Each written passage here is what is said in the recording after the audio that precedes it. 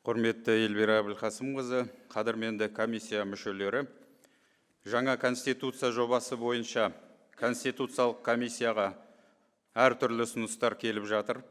Азаматтар, қоғам қайраткерлері, құқықтанушылар мен ұйымдар, комиссия мүшелері жоғары белсенділік танытуда. Оларды зерделеу аясында жобаға қосымша нормалар енді. Бірінші, конституция жобасының 8-ші бабында меншіктің екі нысаны танылады және тең қорғалады делінген. Ол мемлекеттік және жеке меншік. Көптеген ұсыныстарда бұл норманың барлық меншік нысандарын қамтымайтынына алаңдаушылық білдірілген. Кеше бұл туралы комиссия мүшесі Азат Перуашев мырза да егжей-тегжейлі айтты. Осы орайда аталған баптың 1-ші тармағы мынадай редакцияда ұсынылады. Қазақстан Республикасында барлық меншік түрі танылады, оларға кепілдік беріледі және тең қорғалады. Екінші, жобаның 14-ші бабы адам мен азаматтың құқықтары, бостандықтары мен міндеттерінің жалпы мәселелеріне арналған. Оның ережелері осы саладағы жалпыға бірдей танылған халықаралық актілердің қағидаттарына, адамның табиғи құқықтары тұжырымдамасына негізделеді.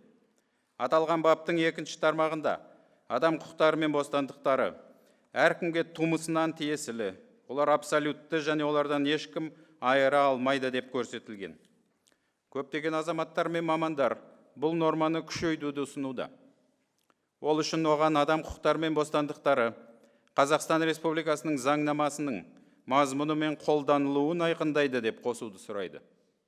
Ол туралы біздің әріптестеріміз Виктор Малиновский мырза мен Индира Аубакирова ханым жақсы айтты. Олардың пайымдауынша, бұл түзету мемлекеттің ең жоғары құндылығы.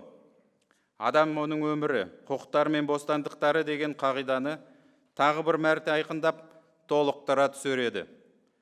Аталған құндылықтар заң шығарушы, өзге де құқық шығармашылық және құқық қолдану субъектілеріне өздеріне жүктелген өкілеттіктерді жүзеге асыру кезінде басты бағдар болуға тиіс. Аталған ұсыныстарды ескере отырып, бұл тармақтың келесідей редакциясы ұсынылады. Адам құқықтары мен бостандықтары әркімге тумысынан тиесілі, олар абсолютті және олардан ешкім айыра алмайды.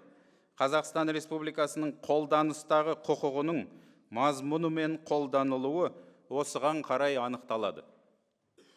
14-ші баптың 3-ші тармағына маңызды толықтыру көзделіп отыр. Онда Қазақстан Республикасы азаматының өз азаматтығына орай құқықтары мен міндеттері бар делінген. Азаматтық адамның мемлекет пен конституциялық құқықтық байланысын білдіреді. Бұл байланыс аясында тұрақты әрі үздіксіз қарым-қатынастар өрбіп, олардың өзара құқықтары мен міндеттері болады. Қазақстан Республикасы азаматтарының конституциялық құқықтық мәртебесіне сәйкес, олар конституцияда белгіленген құқықтардың, бостандықтар мен міндеттердің толық көлеміне ие және заң алдында тең болады. Аталған баптың 5-ші тармағы да нақтыланды. Өзгерген редакция бойынша адамның және азаматтың құқықтары мен бостандықтарын іске асыру, басқа тұлғаның құқықтарын бұзбауға және бостандықтарын шектемеуге тиіс. Конституциялық құрылыс негіздеріне, қоғамдық тәртіпке, азаматтардың денсаулығы мен қоғамның адамгершілік болмысына нұқсан келтірмеуге тиіс.